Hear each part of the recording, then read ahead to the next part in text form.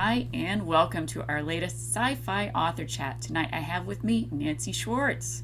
Hi, Nanci. Hi, thanks for having me. Thanks for joining. How are you doing this evening? I'm very good. My toddler is in bed and now it's me time, so Hey, I remember those days. made it through the day. Good. Excellent. Well, Nanci is a science fiction author, and I will read from her bio on her website. Nanci Schwartz is an instructional writer by day, a science fiction author by night, and a mom 24/7. Relatable. Yeah. Her debut novel, Robber Barons, is the first installment of a trilogy from Athon Books. Is that how you pronounce it? I believe so, yeah. In her small amounts of free time, she can be found gallivanting around Walt Disney World, chatting about her favorite space opera movie franchise, or taking refuge from the heat in her pool. She lives near the most magical place on Earth with her husband, son, dog, and cat. So, again, this is very exciting because, of course, I'm a science fiction writer and I love to read and watch sci fi. So, I would love to read the blurb for Robber Barons so that we all know what we've got here. For the last super soldier left in the galaxy, it's kill or be killed. Despite the genetic enhancements inherited from her father, Victoria Anetti had never wanted to be a super soldier. She'd rather spend her life fixing starships, free from family expectations. Then her father and his comrades vanish on a mission to find a lost warship, leaving her the last super soldier left alive. Now she must flee from planet to planet in order to evade government agents like her estranged mother, who want to use her as a pawn in a simmering interstellar conflict. To escape yet another capture attempt, Victoria reluctantly joins her uncle's salvage crew, who are attempting to complete her father's mission. But when clues surface that her father might be alive, Victoria must choose whether to disappear again to avoid sparking another war, or embrace her super soldier legacy to save the only family she has left. That sounds pretty awesome, Nanci. Thank you. So, of course, I want to know, like, why did you decide one day you wanted to write science fiction? Um, well, I'm sure you can probably guess the space opera movie franchise I reference in my bio is Star Wars. I've been a Star Wars fan, not as long as I can remember, but since I was in middle school. Oh, And I actually became a fan because of Star Wars books. oh cool. I love that. I started I first saw them the year after Timothy Zahn's first books came out. And I saw that book that my dad actually had, and I was like, oh, is that a Star Wars book? Because I had just seen the movies. I was getting really into it. And so I stole that from him, and I still have it. And then I just got like super into it. I loved those books. They're still some of my favorite books ever. And like that was pretty much what I read like for years and decades was Star Wars books. And because of school schedule, going to college and then I got my master's right afterwards, I didn't have a lot of time No. to read. Yeah. So that was pretty much all I read for a long time was just Star Wars books. Once I graduated and stopped having to read a new history book every week, I was able to branch out more into like science fiction, like classics and more current books. But yeah, that was kind of my gateway into science fiction, which I'm sure a lot of people have same story. Um, and I am one of the authors that is not afraid or shy to say that I started writing because I started writing fan fiction. Of course. And I actually was a late bloomer to fan fiction. I didn't start writing it until I was like way older, like not I mean like way older, but a lot of people like start in their teens, and they're in college. I didn't start until like I was out of school. I was in my first like real office job, and had more free time than I was used to, and I started writing. And then from then I was like, well, now I want to start writing my own books. So that was basically how I started. And Robber Barons actually had its genesis as a fan fiction idea that I then decided was better off in its own universe. And so then I created it from there. And It was actually the first book I wrote in 2012. I put it aside because it was terrible. And then a few years later, I came back to it and started writing it again because of Star Wars, because I saw The Force Awakens Oh yeah. and loved it, but wasn't happy with some of the background elements. I wanted Rey to be Luke Skywalker's daughter. And so Yeah. I decided, I was like, well, that's not the story they're telling, so I'm going to write that story. Awesome. So I went back and rewrote the whole books. And so if, if people ever thought, what if Rey was Luke's daughter, or what if there was a um, you know, kid who didn't want to be a Jedi. Like that was always fascinating to me. I always wish they would have like told a story like that. It would have been cool. Um, so, but just in a more advanced, science-based environment than, the Force would be. Right. Well, that's a great premise. I love that thought of, someone not really wanting to participate in, the status quo, but then having to because of circumstance. And I love that fan fiction. I think is a fantastic thing. I've never understood why it ever got any flack, because I think that we all start writing some kind of fan fiction where they're not really Yeah, actually acknowledging in it, because we're influenced by so many different things. So our fiction is always a form of fan fiction, in my opinion. Some of it more overt than others, or some of it a blend of things. But it's right. absolutely a really great way to get started writing and to go through the process of telling a story, with characters you already know and you understand, motives and things like that. So I love that. And I have to say too, I love the Thrawn books. They're the best. They are literally the best. I So still recommend them like I do too. decades later. Yeah, I'm like, well, do you care about canon or not? Because if you right. don't care, read these books. Yeah, and I got them for my older son, and he loves them too. So it's Yeah. fun. So okay, so we know now already, because you've answered the question, like one of your biggest influences is obviously Star Wars. But I'm curious, what other books, movies, or shows have influenced your work, and as a writer, or telling this particular story even. Um, well, one of the other series that I love actually came to very late in life, which I'm sad about. I didn't really know people who read science fiction when I was younger. It was still not a Yeah, very cool thing to do when I was, I know. in middle school and high school. I was the Star Wars girl Yeah, because kids growing up now, like they love nerdy stuff is you cool get now, time and I'm in like, there. ah, man, we missed out. But I didn't really know a lot of like really like either classic or like current sci-fi. And when I was older, a friend of mine recommended a series of books called by Lois McMaster Bujold, called the Varkosigan Saga, which a lot of people have probably read. It's very, very popular, very well known. She's won a bunch of Hugos for it.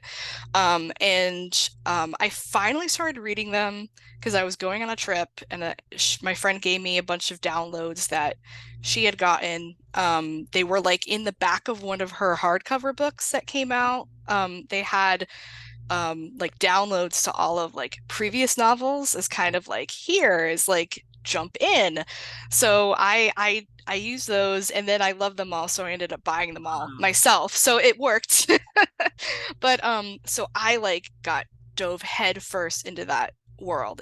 I love it so much. There's such great books. They're very character driven. The Mhm. world she created is very vibrant, and like they take place mostly on one planet and with focus on one family, but it feels like there's so much history there. And I was like, I want to create something like this. And so when I was writing Robber Barons, I deliberately name dropped like a lot of other nations that you don't like that aren't part of the story. Like the story is mainly these two nations at war with each other, but I mentioned some other ones and have ideas for other stories if I ever get to tell stories in the universe. But mostly I just wanted to feel lived in. Like Yeah. this is a place hundreds of years in the future, humanity has spread. out to the stars, of course there's going to be like lots of other places we don't see. Just like, people here on Earth now, you live in a country, you might not you might not get to visit other countries, but it's still part of the Yeah. world that you inhabit. And plus like her writing, I know I will never be as eloquent as she is in her writing, but like it's I love to study it and see how she turns a phrase and how she Yeah. like does characterization. So I will always recommend people to read those books. And then I make playlists for my books, I and did I it. mainly and I mainly do it based on mood. Yeah. Like for Robber Barons, the three of the books, I used a lot of like Captain America, Civil War, and Winter Soldier, because the whole like super soldier theme, Yeah. it worked out very well. And I used some songs from Captain Marvel Mhm. because the whole like superhero, like where they kind of turn her into their weapon, Yeah. like it fit. But then I pick other songs that don't necessarily have to do with the story, but I just like them and they fit with the mood. And I listen to a song and I think that's what I want to feel when people read this scene. So I use a lot of the Loki soundtrack, That's a the Disney Plus series, yeah. because it's very eerie. Yes. Um, and for the third book, I wanted to evoke that sort of unease that they're going into like an unknown place.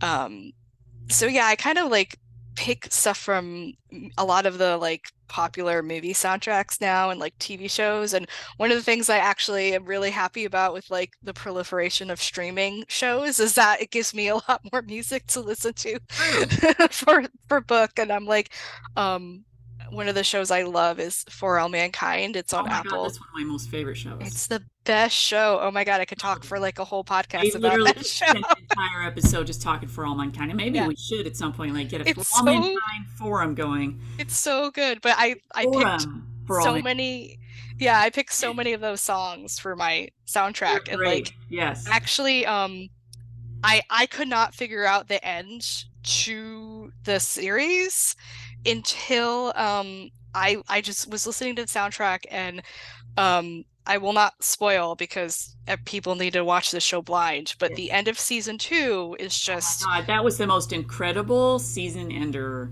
it was so good. And ever. the song that they I play is called The Run, and that came on and I was like, this is what it needs to feel like. And then I had the idea for how the main character Victoria, like what happens to her at the end of the book and the choice that she has to make. And I was like, mm, yes, yes, thank you For All Mankind. I love ah, you. This ah, is so I'm excited. Oh, I can't wait to so read yeah. this one. Sounds like this one's gonna really. This is gonna set off all my fan dreams. I hope so. Sounds like it. I love that you've talked about music and this sort of, and enhancing the mood, because while I cannot listen to any music while I write, I use the mood of music to influence what I write, and then I will go and make playlists too. So it's interesting to hear how everybody kind of does different things with music in their writings. That's really cool. Yeah, I know a lot of people who can't listen to music while write. I do a lot mainly because I have to like I used to need silence, but now I need to like block stuff out. So Oh yeah, I it get that. helps for that. True. I mean, I did have a chainsaw recently. The music Oh no. helped. Yeah. So, like, how would you think? So, did you study history? Was that your Yes. master's? Yeah, I got my master's in history. Great. That's amazing. I actually, my thesis was actually about women who worked at Kennedy Space Center. Oh my God! Um, I grew up I love For All Mankind. Yeah, I know, right? I grew up in Florida and You're near the Space Coast. yeah, well, in like an hour north, near Daytona Beach. Yeah. So I fell in love with space when I was like in elementary school, Ah, cool. went through that whole I want to be an astronaut phase, Yeah. but Been I there. get motion sick, so and I don't really like science. Like I like learning about it, but I'm not very good at it or math. So I ended up studying history and I loved space history. So Awesome. that's what I focused on in my master's. And I got the chance to work at Kennedy Space Center. Oh, I did a research assistantship while I was there, and then while I was in school, and then a few months afterwards, I worked at the visitor complex in the education department and did like their um the education programs for like kids and adults. And that was so much fun. It was like definitely the best job I've ever had. Unfortunately, probably not a career option because of they don't pay very well. But it was so much fun. And I whenever I see pictures of if you've ever anyone who's ever been there, they have the Apollo Saturn V Center where they have the Saturn V rocket. And I'm always like, nice. I slept there because That's so cool. they used to have overnight adventures Oh in my that. God. And so it was like, the first time I got to go out there at night was like so weird, but also like really cool. And then you realize like, oh, right, this is a wildlife refuge. There's wild hogs over there, and we're going in the back door of the building. How many feral hogs does it take to, Take down a team of educators. there's a sci-fi story, see? Right?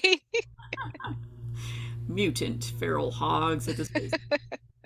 So I'm interested to know, like, has any of what you've studied space, Mhm. women in space history, have you woven that into your science fiction?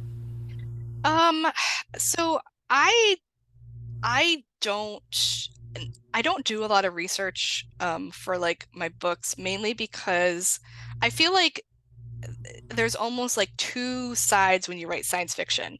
You either like do a lot of research and try to make it realistic, or you make everything up. And I'm like, I'm on the more I make everything up side.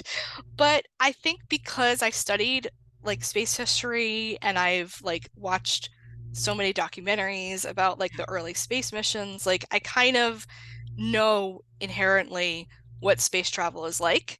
So Yes. obviously, when you're writing science fiction, you a lot of usually people have faster than light travel, you have gravity generators, like all this tech that doesn't exist. But like I know how an airlock works. Yeah. So like I just, I put those little bits of realism in to try to Cool. make That's great. like try to draw people in like, okay, you go into the airlock and you wait for the pressure to equalize, like, and that sort of thing. And obviously like the aerodynamics of like space battles are definitely not what you actually have, Yeah. but like I will my books will always have a spaceship in them. Like I don't I like I I like reading books that take place on Earth, but I like for me writing that way, I'm like, no, Earth, I don't want Earth in any of my books. Yeah. I want people to be in space and on spaceships. And so just really that whole like interest, I think, is definitely how I got into writing, like That's especially wonderful. far future sci-fi. I love that. That's fantastic. So Thanks. you've got this is a trilogy. Yes. Okay, so then the second one is was it Salvage? Yeah, Salvage, actually the day we're recording this, it comes out tomorrow, October 11th. Congrats. All right, Thank you. Salvage is out tomorrow. Everybody go get Yeah. it. Now you've got two to read. There's going to be a third, and that's Yes. what's that one called? Inheritance, which comes out November 15th. Whoa, boom, boom. Yeah. So So just in yeah, time for the holidays, so you can get a trilogy, science yes. fiction, You can get a be in space. yeah. Um Great stuff. yeah, there will be audiobooks. They haven't come out yet, but they're scheduled to be released in July or January and February of next year. Awesome. So I know a lot of people want to wait for audiobooks, Yeah. so if prefer those, they will be coming out. So I'm excited about those. Outstanding. Fantastic. Okay, so those three are in the can, right? They're pretty Yes. good to go. So, what are you working on next? I'm Okay. actually not working on anything. You I sound like you told earned a break with those coming out. Yeah, It's rapid fire. I told myself that I was not going to write anything else for the rest of the year. I was going to take a break and Good. relax. But I am now, I'm like, maybe I should do something for NaNoWriMo again.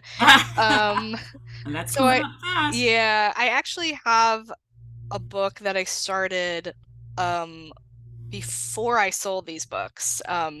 So I was in Pitch Wars, which was Yeah. a mentoring program. Sadly, they're not doing it anymore, but that it was a wonderful experience. I'm still friends with all people from my class. And when that was over and I started querying robber barons, I then started working on a new book. And I it's a heist book Awesome. dealing with like stealing the crown jewels Oh, I to love heist. end up deposing the emperor who is like falsely in rule from a coup. Um, and I was inspired by Ocean's 8. I love that movie so much. It's so good, and all of the Yeah, it is. other like you know space like books that I've read. One of my favorite books, we mentioned Timothy Zahn's Thrawn books before, but he has a really great original novel called The Icarus Hunt. I've heard of it. I haven't read it. It's excellent. As he actually had a sequel that just came out that I'm finally reading now. But I was like, I want to write a story like that, about like a heist or a like Uh, mystery set in space. So I might be going back to that. I might be writing more books in robber barons. It just depends on, how these go. And so yeah. if you want to read more, buy some more of the books. So Give them as then gifts. yes, because I do have lots of ideas for sequels and prequels. So That's outstanding. I we'll love just see what's happening next. it.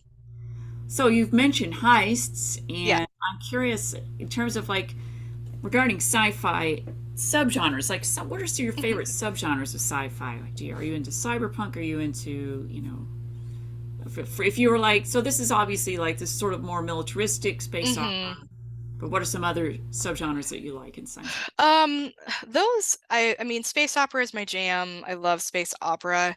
Um, I don't know if it has a specific name, but there's like a weird niche of sci-fi book where humans discover some sort of like historical aspect of their past that they've forgotten for Ooh, some reason. Um, and one of the ones that I recently that did this that I loved is the Interdependency series by John Scalzi. oh, Um, it's such an interesting book series, and one of the subplots of the book is that there was a colony that was cut off from like the rest of the interdependency because they're they're they call them shoals, the way they go okay. travel through star systems. It like cut off, so they got cut off from the rest of the galaxy and died off because the idea is that you can't survive on your own. That's its whole, everyone is interdependent. And so they find out what happened to this colony. Yeah, And as I'm reading the second book, I'm like turning pages and I'm like reading until like 2 a.m. in the morning because I'm like, this is I need to know what happened. So it's like almost like future history, I guess. Like that's really I cool. Yeah, love that. I would love to write a story like that someday. I don't know how I would ever be able to pull it off, but like just that whole idea, like yeah, humans like went to space at some point and we have forgotten about that or something like pretty that. premise. Yeah. Like if I don't know if you've ever watched or the show or the movie Stargate Oh SG-1. yeah, yeah, So like that whole idea where like we had civilizations go yeah. into space and then we find them out later on, like that whole idea. Yeah, that is a I love really it. cool subgenre for sure. Yeah. And I love like anything to do with like a crew shenanigans. Firefly is probably like the Ragtag Crew. best example. Yeah. I love that was like what was one of my inspirations for robber barons too. Yeah, So that's definitely. I always enjoy that as well. Yeah. That happens in my series, like in the middle of the series, so Yeah. it's very You fun. gotta have a crew. I have a crew. Yeah, and that it's kind of nice little spicy moments of interaction there too when you're trying to fight the big bads. So it's all. Yeah. So what would you say like on your typical, I know because you're a parent and you're juggling all these things, and I know how I approach this, but I am curious, like how do you carve out the time to write? How does that fit into your schedule? That was actually one of the things I had to learn most when was writing this series. So I wrote Robert Burns I think like 2016 and 2017. I edited it. I applied for Pitch Wars in 2018. I got in, and then I spent like a few months after that editing it. So like it was worked over to like fine tooth comb. um, I had a great mentor who I worked with on it, and I had lots of other people beta read it as well. So I felt really confident in that book. And then when Athon offered to buy, uh, made an offer on the book, they wanted two more books. They wanted it to be a Awesome. trilogy. And they were like, "Do you have any ideas?" And I was like, "Well, yes, I do." But you never really like think about it too much because like especially with sci-fi, the um advice you hear all the time when you're querying is to make sure your book stands alone, because you want to be able to sell it that way as a standalone, and then maybe they'll want more. So when they offered for a trilogy, I was like, well, yeah, definitely. Perfect. However, that was in September of 2019 or August of Oh boy. 2019, I can't remember, and I was due in December 2019. So I was like, this is my dream, but I'm going to have like my entire world change in a few months. So thankfully they were very understanding. They were like, the nice thing about working with a small press is that you're not beholden to publishing schedule that's years, ahead. And they're Right. basically like, when the books are done, the books are done, Yeah. and we can set a date when that happens. So I thought that I was going to write my book write book two before I had my son, and then I was going to edit it while I was on maternity leave, and it was going to be great. I was going to like go out to the coffee shop and edit, and you're laughing because you know like how silly that is. And Well, then and also because of the timing. yeah. Yeah. So 2019 and then you have 2020 and bam. yeah, so Woo! I finished a draft before my son was born. Wow. It was a hot mess and You awful. did it. So when I could not work when I was on maternity leave. Like Wow. that's why I get so mad when people are like, "Oh, you're on vacation." No. No. Oh my God, no. No, you are not on vacation. No. You are You're losing your exhausted mind. 24/7. Yeah. Especially like the first month when your kid is Well, I mean, just literally a every gremlin. 3 or 4 hours, you're awake. Yeah. People tell you like, oh, your kid's gonna wake you up in the middle of the night. They don't prepare you for, oh yeah, when they're a newborn, they're up literally every 2 to 3 hours, Right. and you can't get them to go back to sleep once they're awake. Right. I just basically had to tell myself, you're not gonna get anything done. Your brain No. is not working. You're a mess. And thankfully I learned to give myself grace. Good. I said, well, when I go back to work, at least I'll have an hour to write on my lunch every day. And that was on March 5th, 2020, my first day back in the office. My God.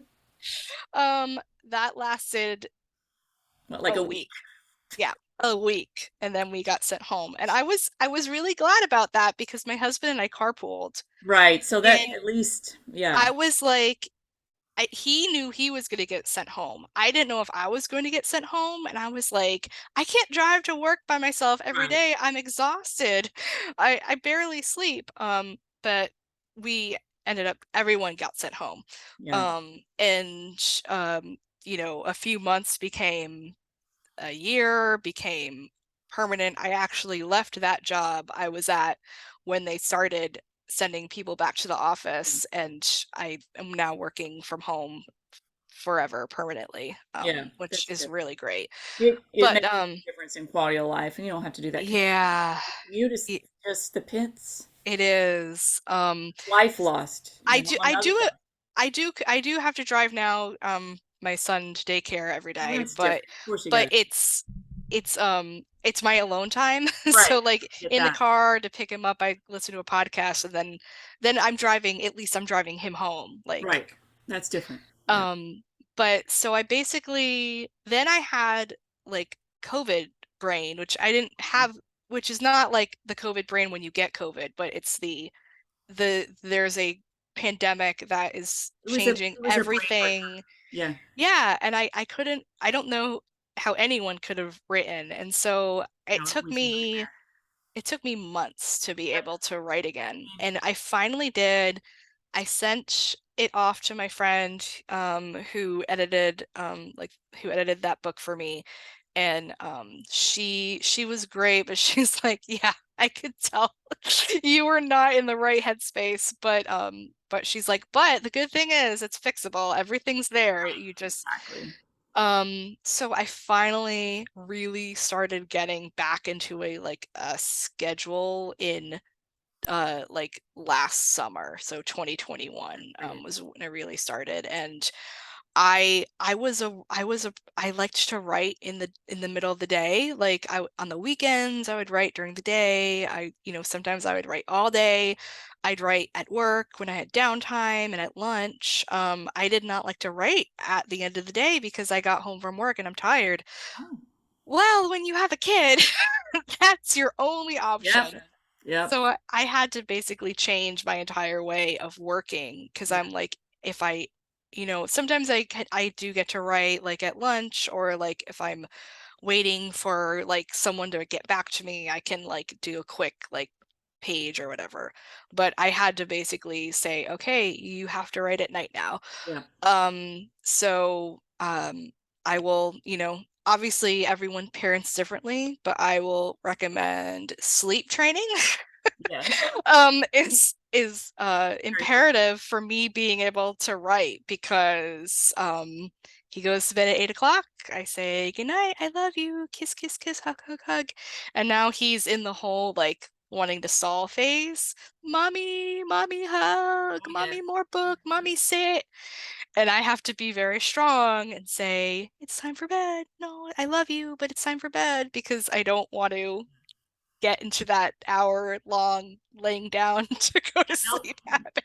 Give them an inch and they're Yeah. take it. Both for my sake and his sake. Like I have such a hard time falling asleep and staying asleep. I don't want him to have I that know same. that was my thinking too because I have the same problem. And then I trained the boys, very different kids. I mean, they're similar Yeah. boys, but they are very different. But they really they did much better with the sleep training than I thought they would. Yeah, I mean, you always think like, "Oh my God, it's so awful." But like really it was like 2 or 3 nights of Yeah, it him was. crying, and then he was just like, okay. And he like the third night was like crying for maybe 5 minutes, and then he fell asleep.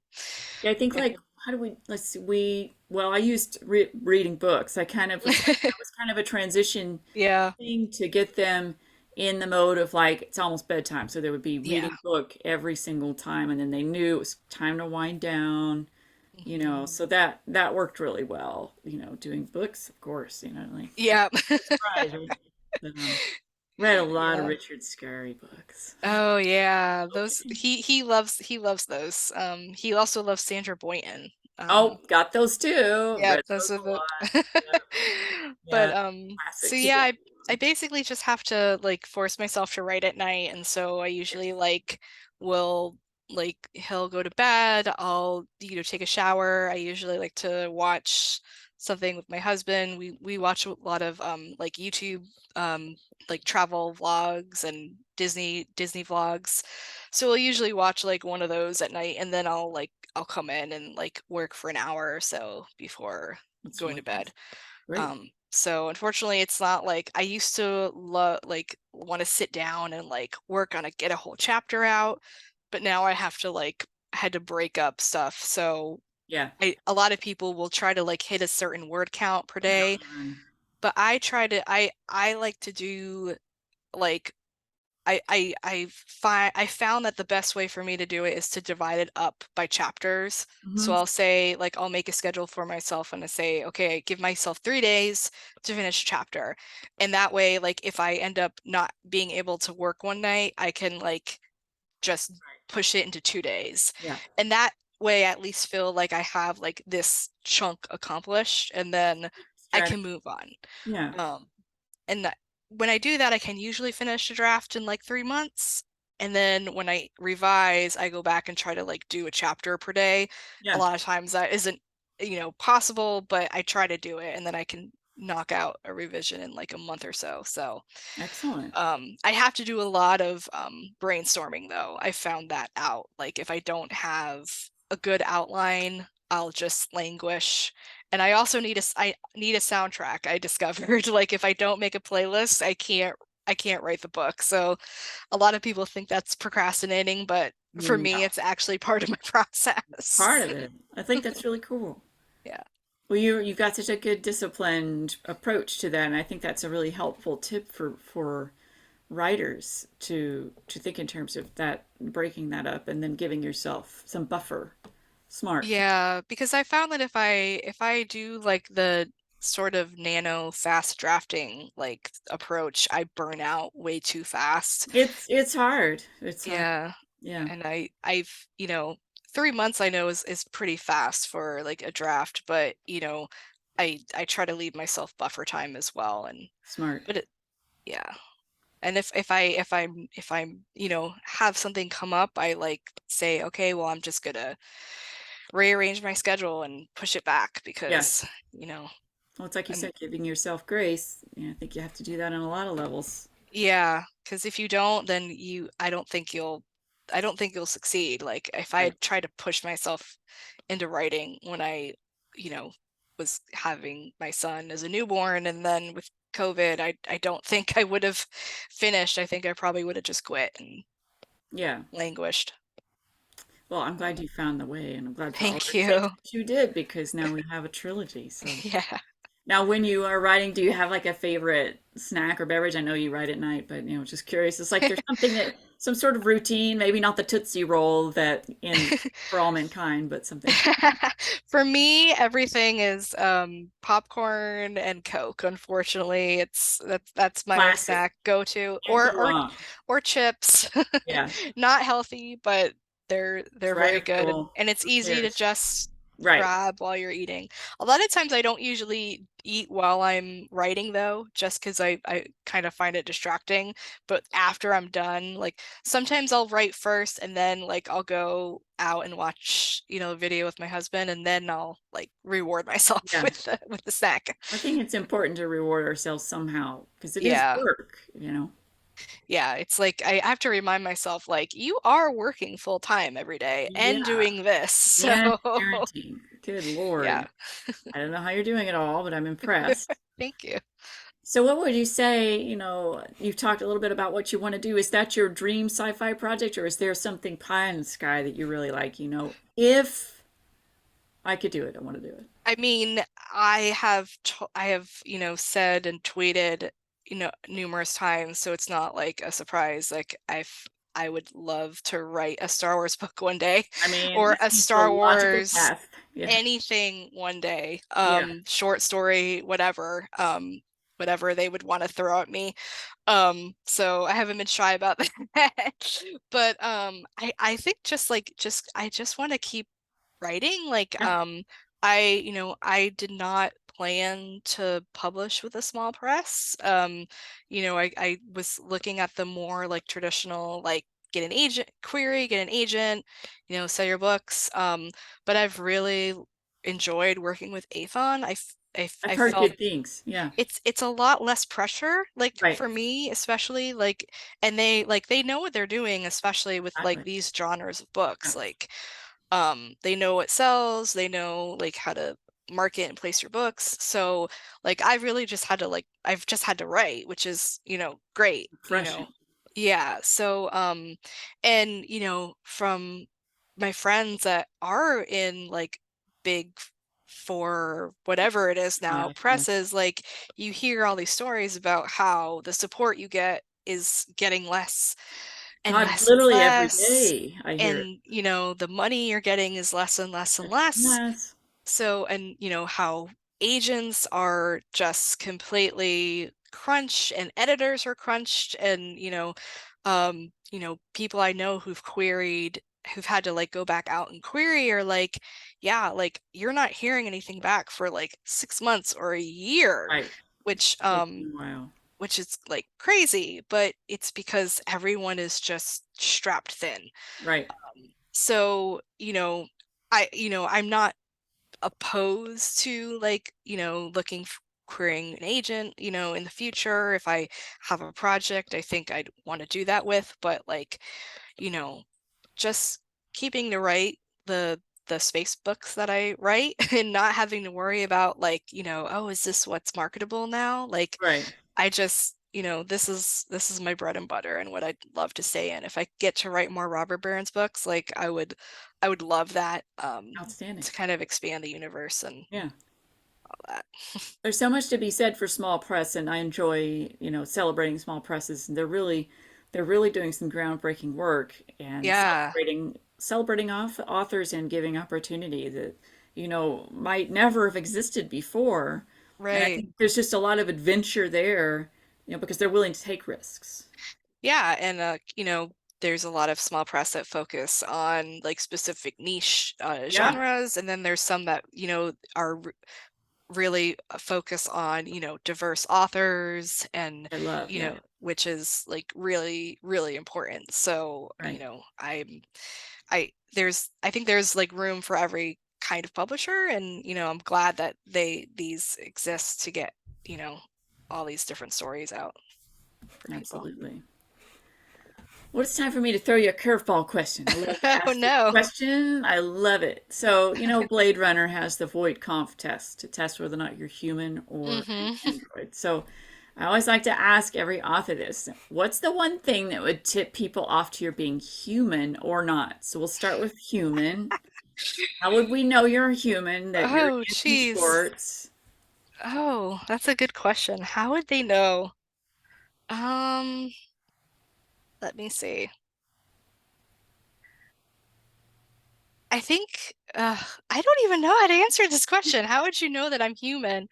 Um, Well, we can flip it because the I other think question is, because how would okay. people, what would make people suspect that you're an android? What do you Okay, do? well that's an easy one for me is Okay. I try to suppress I not try to suppress. I ignore my emotions and when things are going wrong, I try to just push through and be like, it'll be fine, let's keep going, let's keep going. Okay, this happened, we gotta fix it. Okay, this is how we fix it, this is how we go forward.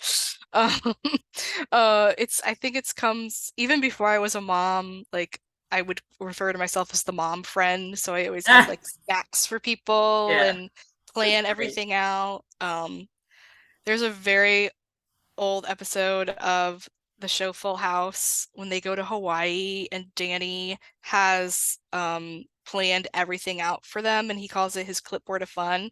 And I say that's me is when we go on vacation, I have like everything planned out to a key. So that would definitely be me, how because I like to plan everything out to a key, to a T. I think how I would be human, I think it's just like it's probably cheesy, but like going to like theme parks and I Yeah. get like really excited about Aw, I love it. really lame things. Like, I feel like there's something in the air when you go to Disney that they just like turn you into a blubbering like idiot where you're just like, oh, it's Mickey Mouse, like it's especially when you have a kid and you start seeing them get excited about Yeah. things, like it's hard not to like just well up when he's like, Mickey, like Oh, he's yeah. starting to recognize them now, so he gets so excited, and What a fun they age. Yeah, so like they especially recently, last year was the 50th anniversary of Right. Disney Yeah. World. They just had the 40th anniversary of Epcot, which is my favorite park at Disney.